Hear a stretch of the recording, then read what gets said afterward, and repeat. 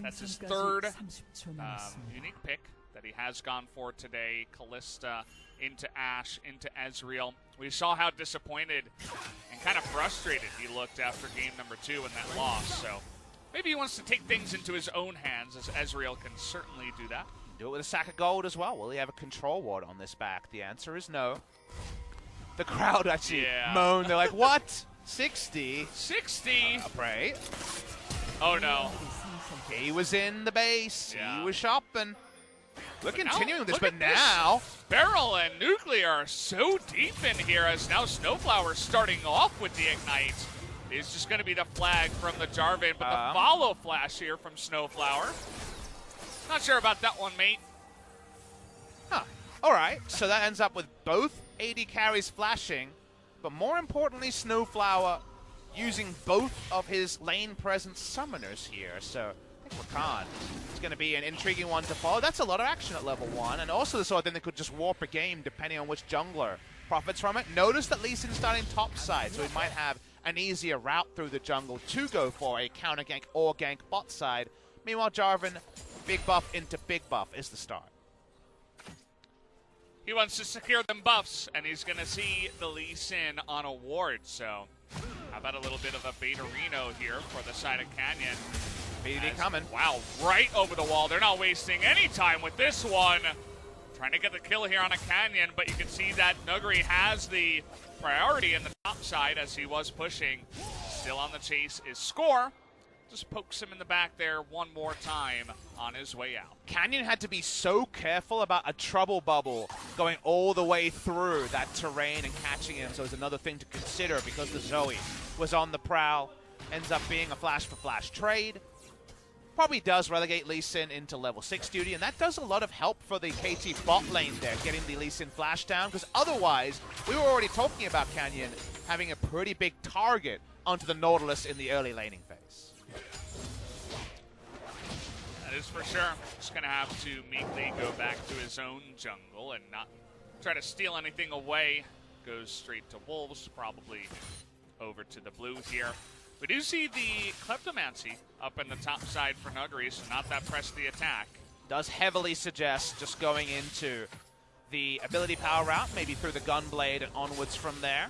Anything else would be a digression, but this is Nuguri. Again, just in the previous game, he brought back the Frozen Heart early on the rise, and was the big reason they were basically able to crush down KT in the mid game. So we do defer to him on builds more often than not. I want to talk about how KT, the first time, are playing the on-paper star-powered trio of Smeb, BDD, and Prey in their carry roles, and Score also a superstar jungler in his own right. This is definitely the big lineup they'd advertise.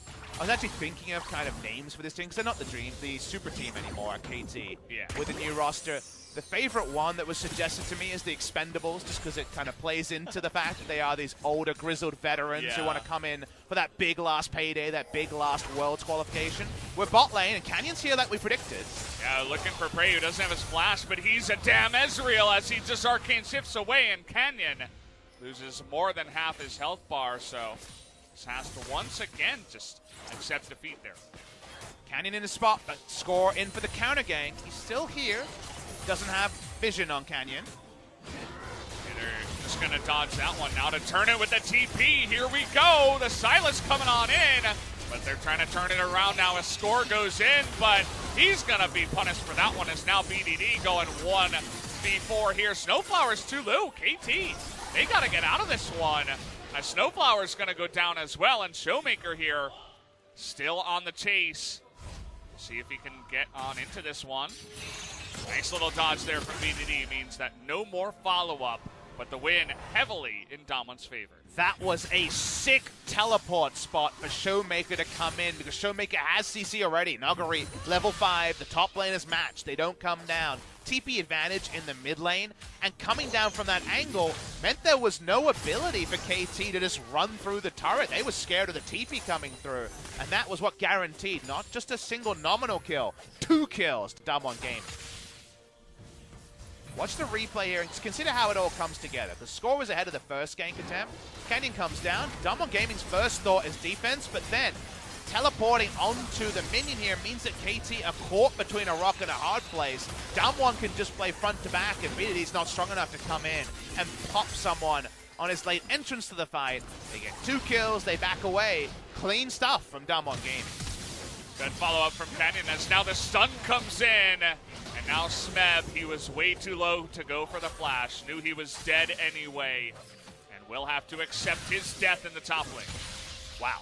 That's another kill, and that's mostly from Nogari's hard work. Canyon in position as well. Didn't see what led to the start of that play for Smeb to be in a rough spot, but unfortunately for regular viewers of the LCK this year, Smeb's struggles have been kind of a consistent theme that we've been talking about. Canyon's just getting in there and bodying now. Canyon finally getting a chance in the series to just shut him down. Him being Score, as Score was definitely dictating the pace of the jungle for the majority of the beginning of the series. And the shoe's on the other foot, remember? In game number 1, we were watching Canyon rip away the Gragas. Really don't want to give that one over to Score, to Damwon Gaming. They banned it this game. And then he was, of course, being dictated too. It was the wily veteran versus the younger jungler. Here, we're seeing the shoe on the other foot as Showmaker's down about a second time, but the Ghost Borrow doing a lot of work as a surrogate control ward to stop even more kills going the way for Damwon Gaming. Yeah, there was the flash available for Beryl. He's not level 6, but definitely could have caused a commotion down there and perhaps gotten Showmaker into position to do that damage, but it's actually kind of hard to get on top of not only the Ezreal, but also the Nautilus. You can land that hook. And when we were sitting there talking about press the attack, Cannon, I'm 100% certain if Cuve's in this game, he's playing press the attack in this spot. We're doing, okay, well, if you go press the attack, you're reliably going to beat the Aatrox, and the Aatrox can get dunked, etc., etc. What if you're just fancying yourself as a player and can just win on AP, Cannon, and then be initiated with it? This was all about getting enough marks of the storm to get the stun with the flash, Smeb not expecting it, and getting beaten. And that's where Nogari sees things other Korean tops don't. And if he can win lane on AP Cannon, and then they have Cannon as initiated alongside the Rakan, and with oomph behind it, not the on-hit base damages, then they have everything Valdez. We don't usually talk about that because that's greedy, right? That's trying to have your cake and eat it too, but yeah, Nogari's making it once again abundantly clear that when he gets it all on the Rift at the same time, maybe he can have everything. He can kind of do whatever he wants as Aatrox, deceptively squishy without any items up on the top side, so he does go down there. Definitely unfortunate for him, but sticking in at least for the CS so far, only down about 8 or 9 here. As now Damwon with their lead are going to push on to the Mountain Drake here. Canyon's going to smite that one down. That Score was just in the top side. And now Score, coming back to our earlier discussion in Champ Select of what do we do with Smeb versus Nogari? Do we give him a lot of resources and then potentially still be undone, or do we give him comfort and move away from that? They went for something that kind of requires the resources, Valdez, the Aatrox into the Kennen matchup, regardless of Kennen build. It's always going to be rough early game. Right now, the resources aren't bearing fruit. We just saw Score try to give as much vision as possible. Meanwhile, Canyon, whether he finds Score or whether he comes bot side looking for a kick, there's a lot to like for Canyon in the bot lane. He's looking for it now as the kick into the charm. See you later, as it's super clean from the side of Damwon's bot lane and Canyon. Just kicking KT off the Rift, it feels like, with that kill. Now it's 4 insult upon injury. Turret plates as well. Damwon Gaming looking to just style through KT Rolster. They got the super fast push with the Xayah. You can see there's no TP available here. Score. Oh, he's just behind the play now. Now he really is starting to feel it. This took a lot longer in the previous game before Olaf was an onlooker. Now the Jarvan is getting into that territory as well. And KT, we talked about how they want Aatrox to be strong in the one, or at least able to go farm for farm. And then Zoe, Ezreal, when they hit their items, those items are going to come late because people are dying, Valdez. And if Kennon's just straight up winning in the 1v1, has priority pushes and ults, well, the siege ain't going to happen. This was just a thing of beauty between the Damwon Gaming members. The Damwon Gaming ceiling, it's through the roof. We know how talented they are mechanically. They've had times where all 5 players were in the top 10 of solo queue at the same time. On the Rift at the same time in that form, not so much so far as BD. How about another one here for Beryl, trying to make it interesting in the mid lane against BDD, but Snowflower and Score in position, but BDD has to blow his real flash to get away from that one, but Canyon waiting in the wings here.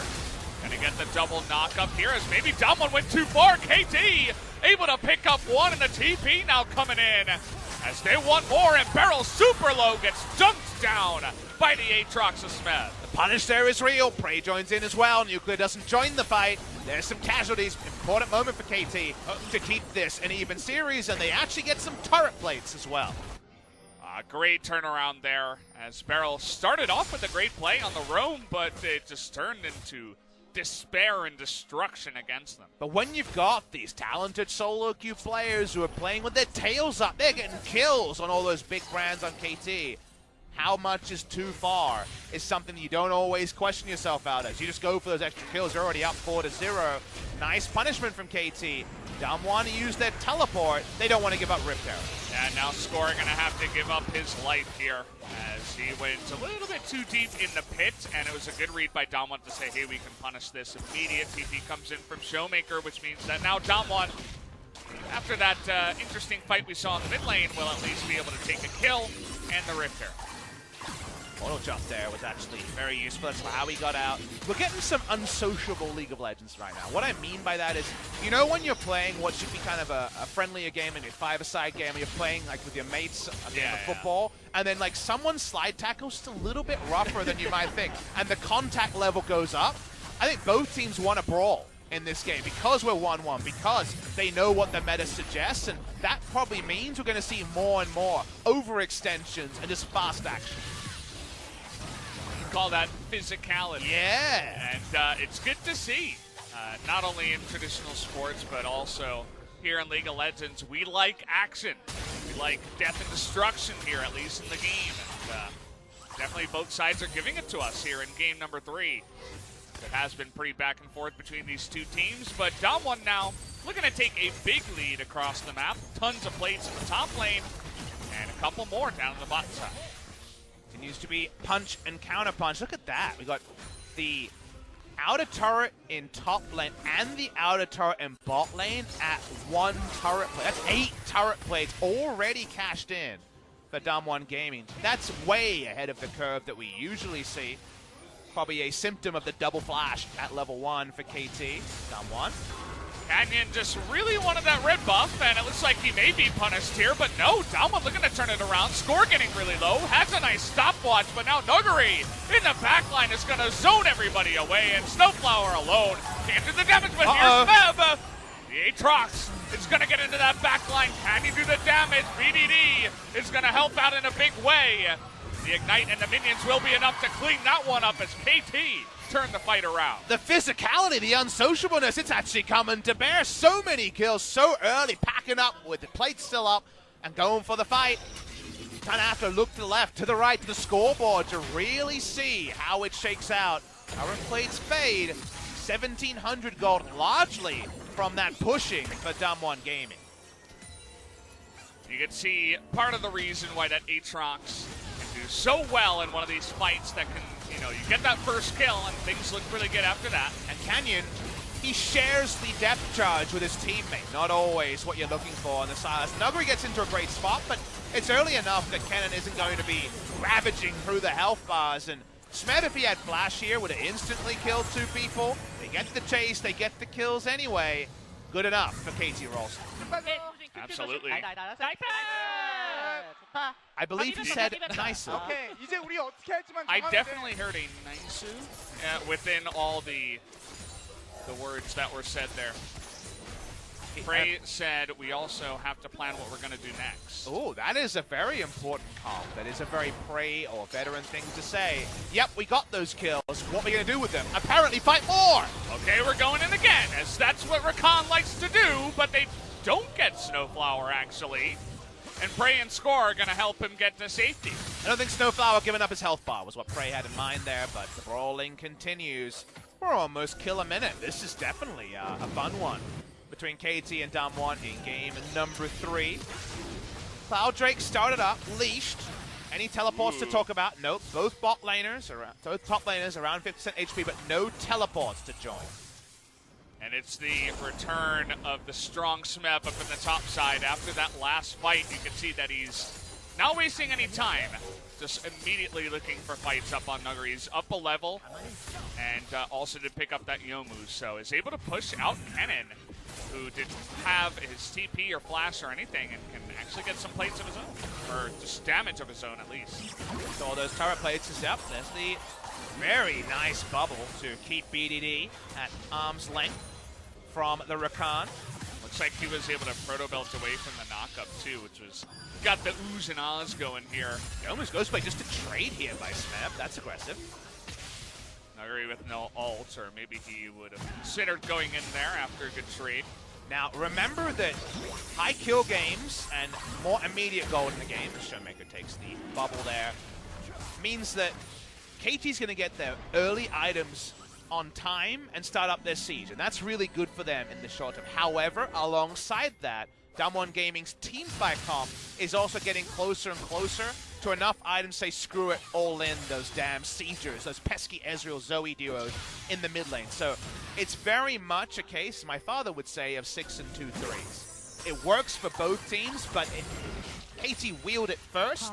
That's going to get them a nice lead, and their timing's going to be on time. However, on the same side, 2 threes together is that same 6 that Damwon Gaming is looking at. Closer to 6 items, the more easy the team fights will be for Damwon Gaming.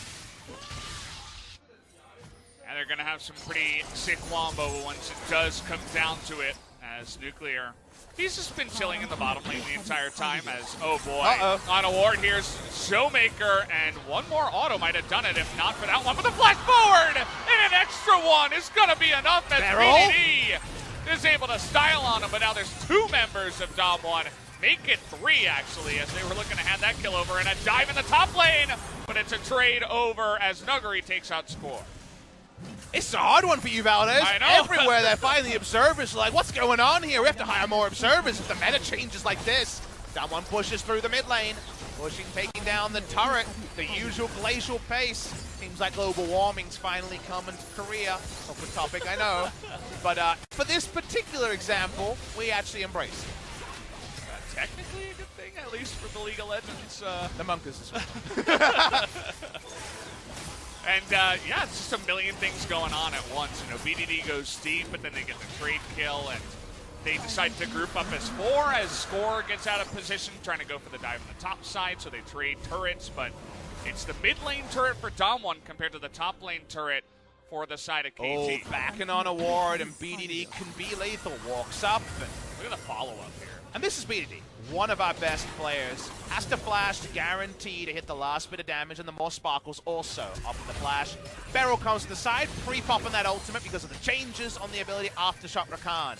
Is the new thing in Korea. All this while we're brawling topside. Let's see how this started. Nuggery says, well, I'd really like that minion wave. Please stop proxying me. Scores here. But you need that first kill for these dives to be easy. And what have we said before? The aggressive dives with Aatrox that are so easy when it comes to tanking. Gotta choose your person who tanks more carefully. Scores the choice, and he dies amusingly for the 4th time in 19 minutes. It's been a very physical game for him as well, as we're looking for more death here, as now we're looking to get on top of Smeb. The kick comes in. The ult is there for Smeb, though, looking to turn it around. The double knockup as he gets the revenge on that dive. Not able to get a kill, but says, get out of my house. Snowflower also dissuading Beryl from joining. Man, if there's another damage item on top there, those sweeps are just getting the double kills. So yeah. Damwon Gaming thinking better of it. Let's keep brawling. Who's to say we can't import metas? Because this one is feeling like the fiesta people want. Oh, Showmaker, though, he has a proto belt, but it's not enough to create any distance. Nuclear immediately. And TSS, it looks like, on that one, as now Smeb going to get in the back line, but here's the wombo combo. They get the Jarvan, and they get another one, but the Smeb is going to help out in the damage, and so far, Daman able to turn it around nicely, but can they get out of here alive is the question.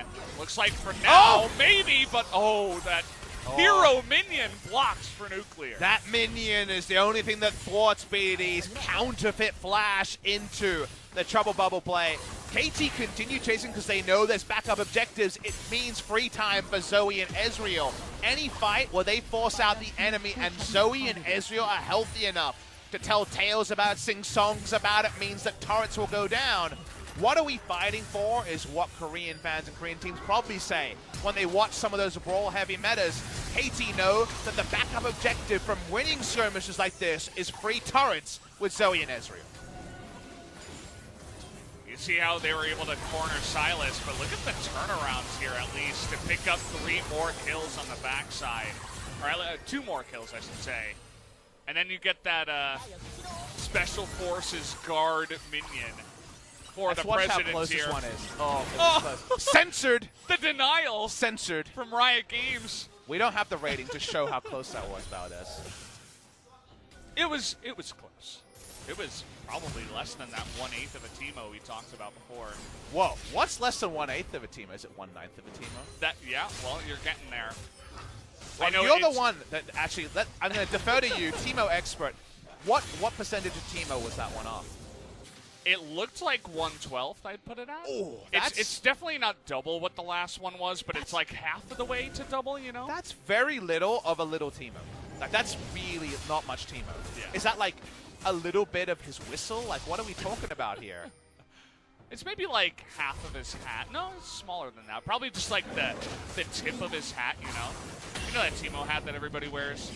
It's not a very long brim on that hat. That's just very little Teemo. So that's why we censored it, guys. Sorry about that when we don't have the rating to show those things. Yeah. Once it goes less than 1/10 of a Teemo, just take it off my damn screen. Yeah.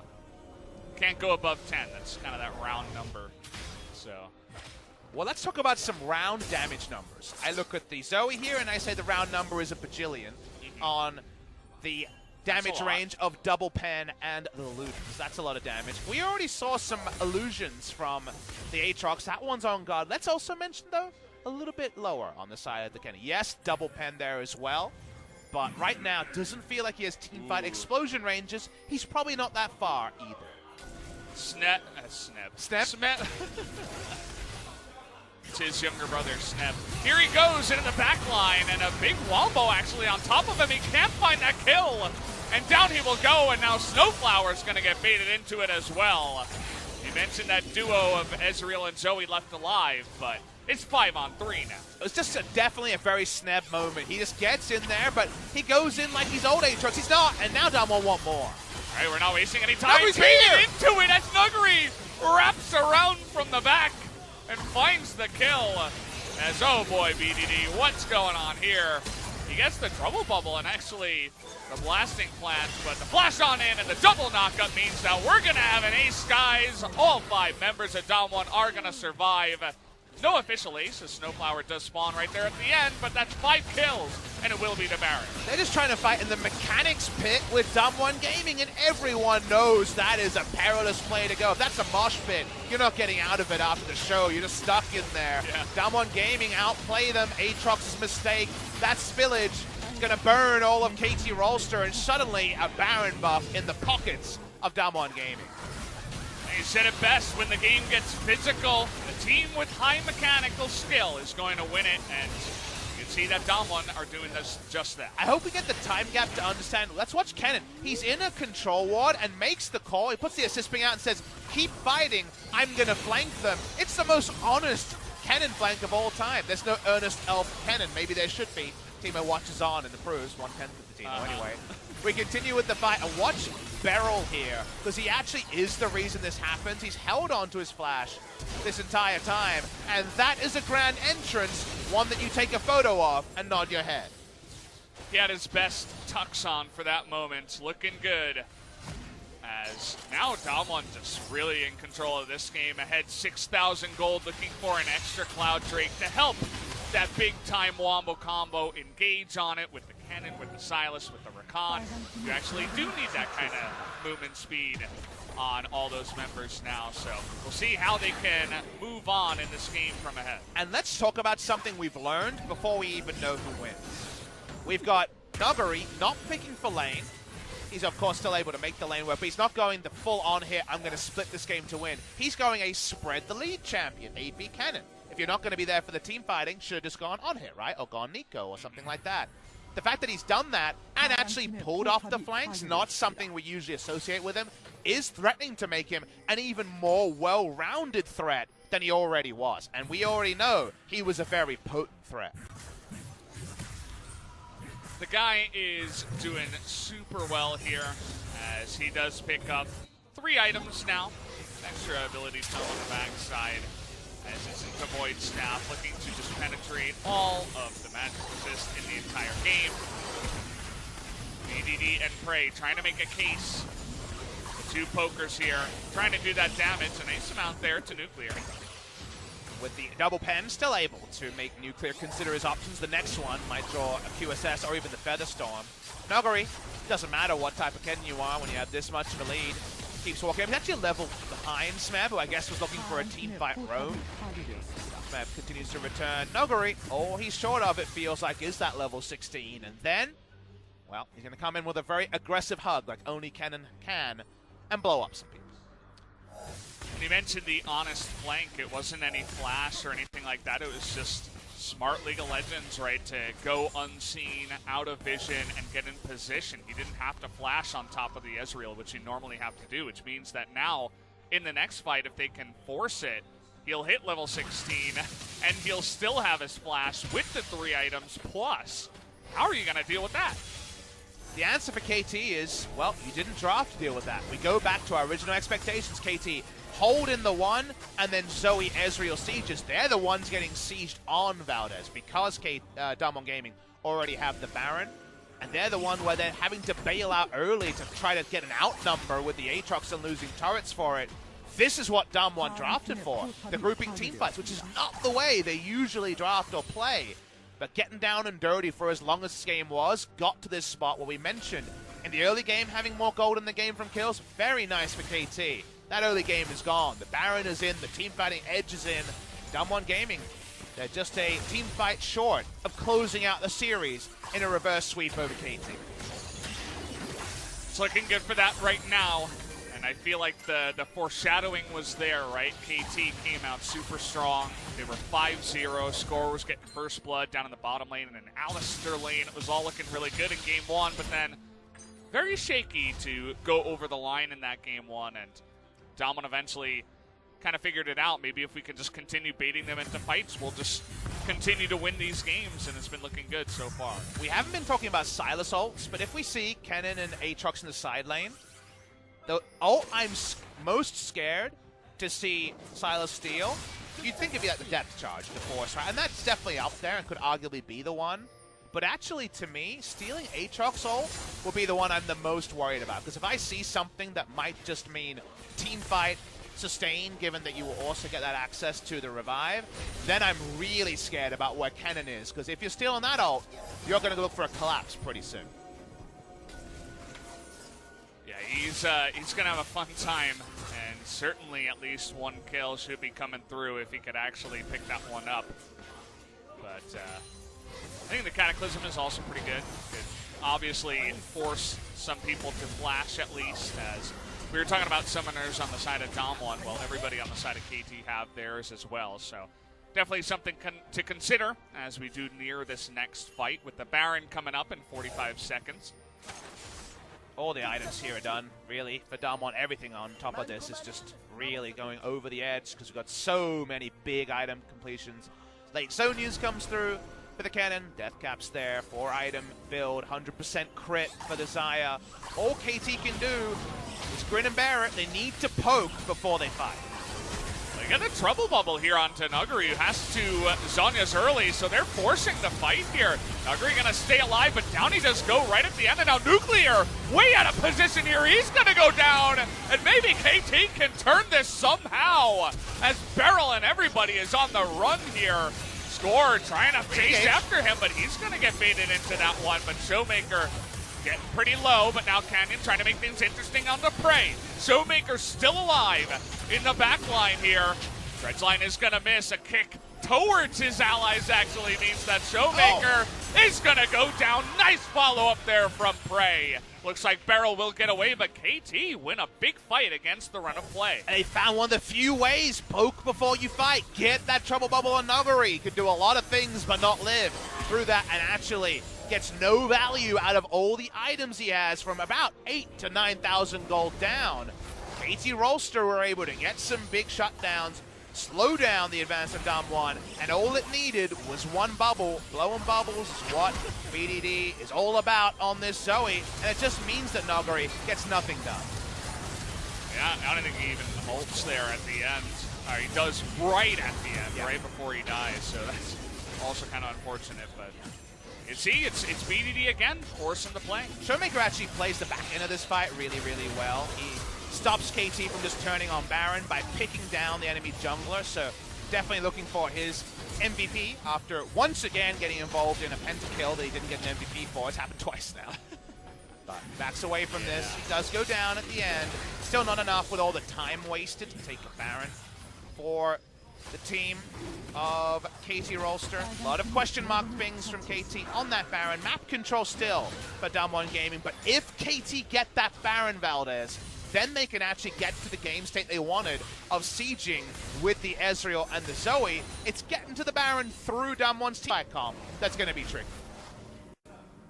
It's going to be quite rough. It's only one step up the giant staircase they have to climb if they want to come back in this game. Preact to actually flash right at the end to pick up the kill on the Showmaker as well, which just adds a nice little extra point, a little extra star on the scoreboard there for Showmaker. 3 Cloud Drakes for Nuguri. He kept his flash, his ult is up. Where is Nuguri at? Must be KT's question at every moment. Smeb's going to check with his face. And that means he's probably going to die here, as he is going to ult here. In the end, gets a big knockup, but you just can't build through that one. As another bubble is going to land on a Nuguri. Can they get the damage? It's close. It looks like the Paddle Star was barely short. Nuguri gets out alive, and they take out the enemy top lane. Smeb's thought is correct, but he needs backup to look for those things. If the cannon's already there, his life is going down. So him dying there is pretty big. TP to come back. Damwon Gaming looking for the Baron. All right, so now it's 5-on-4. Two-shot barrage is down. Smite available here for score, but being zoned out by Beryl, and they don't have vision. Doesn't look like it's going to be enough as they get the knock-up now onto the back line. A big ultimate there from the side of the Sylas. Takes that one away from Snowflower. They get the double kill. And now the rest of KT just on the run after they give away another Baron to the side of Damwon Gaming. And Zaya brings up the mini-whip. Can they just win on this push? Feels like a Doom push, Valdez. Absolutely does. Just trying to read that one. Is not going to be the case. Showmaker with a fantastic Nautilus ult the last time around. But the push continues here as, okay, trying to get that kick. Prey able to be away from that one. Another cannon coming in here that they can use with the Baron. And not too much time on the death timers. They got to go now if they want to, but the fear on the minions by Smeb trying to push him away as they're trying to engage the big time into the backline of Prey. They should be able to get him here, and Smeb also in the stopwatch just barely trying to hold on to this game, but they're going to target the Nexus and try to end it as fast as possible. Can they, though, as the big cataclysm in the backline